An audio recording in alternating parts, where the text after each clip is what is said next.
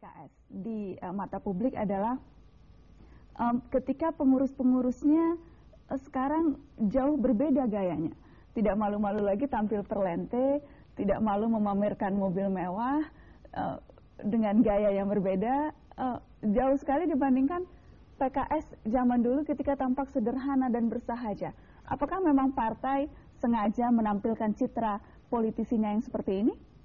Ya, jadi kita gariskan bahwa ada hal-hal yang ya harus ditunaikan dulu, hak-hak sosial di partai, hak-hak sosial di lingkungan. Ya.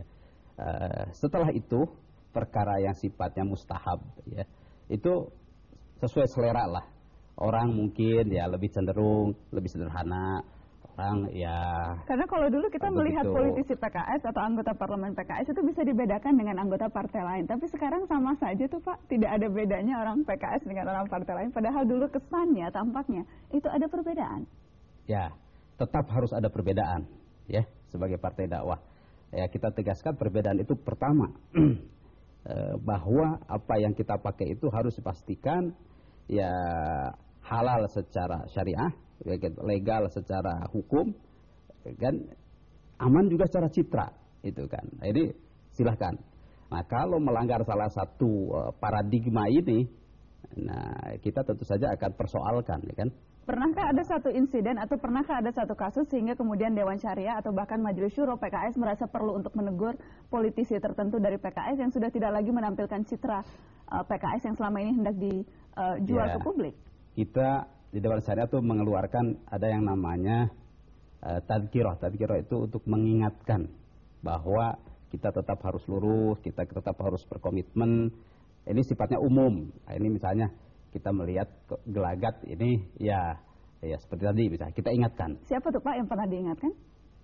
Umum, kalau tadhkirah itu umum saja. Sinyal-sinyal atau langkah-langkah politik yang tampaknya seperti haus kekuasaan atau mengejar kursi ketika misalnya ramai-ramai koalisi dulu dibentuk, itu malah justru jauh lebih tampak pragmatisme politiknya dibandingkan dengan partai-partai lain. Ya nampak mungkin saja ya kesan orang begitu. Tapi kita tetap menegaskan bahwa tidak ada pemisahan antara cita-cita dakwah ya dengan ya kita akan memanfaatkan peluang yang mungkin bisa kita raih melalui posisi-posisi itu. Ya. Seberapa yakin Anda Pak Surahman bahwa masyarakat pemilih akan tertarik pada baju PKS yang baru ini? Siapapun yang ingin memahami PKS, ya pahamilah lewat 3 kata kuncinya. Pertama, dia sebagai partai nasional, ya kan?